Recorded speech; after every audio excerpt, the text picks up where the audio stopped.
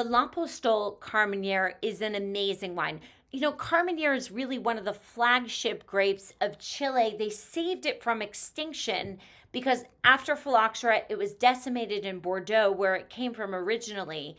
And Chileans had taken pre phylloxera clippings, planted them in the vineyards, and also in their national vine archive. So they're responsible for really reviving Carmenere. And over the last decade, they've really improved it. Carmenere needs a warmer climate, a Mediterranean climate, and that's what it gets in Apalta, which is a subregion of Colchagua, and Colchagua itself is a subregion of the Rapel Valley in the south, kind of near the coast. So Apalta actually in the local dialect means poor soils, which we know for grapes is a fantastic thing because it means that they can struggle and dig for nutrients. Apalta is protected by the coastal range, and it is between the coastal range and the Andes Mountains. It is on decomposed granite, so we can expect that the wines are going to have some acidity. There's a river which is a tributary of the Rapel River, which is going to provide some water for irrigation here.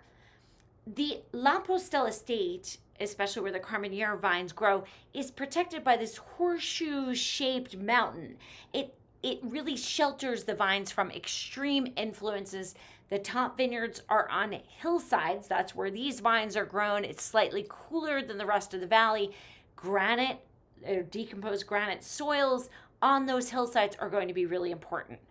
It is named Cuvee Alexandre. That is a nod to honor the family legacy in wine and spirits that started in 1827 in France. So the story goes for Lapostolle that Alexandre Marinier, Grand Marinier, by the way, Lapostolle and her husband Cyril de Bournay in 1994 came to Chile. They fell in love with the idea of Chilean vineyards. They saw amazing potential for the vines and for the terroir here, especially in the Apalta Valley. This granitic soil on north-facing slopes, cooler areas, really important. And some of the vines were planted in 1920. So you had this really amazing situation, and eventually they wound up getting these vineyards biodynamically certified. They hand harvest the grapes, they put them in small bins, gentle extraction, native yeast fermentation.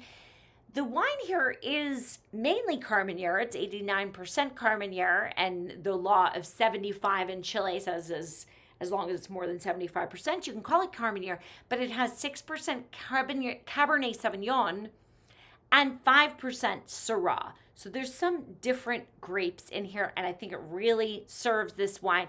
Stainless steel fermentation, 12 months aged in French oak, 15% new, about 20% second use, and the rest is third use. So they're just looking for oxygenation. They're looking for roundness in this wine.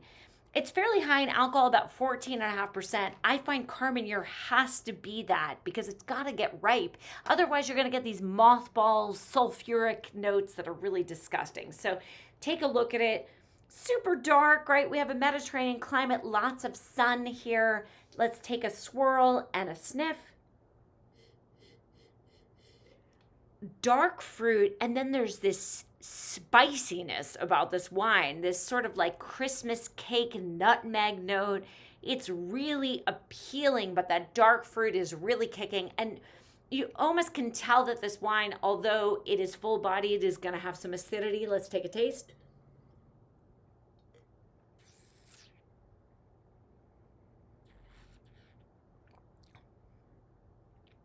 Wow.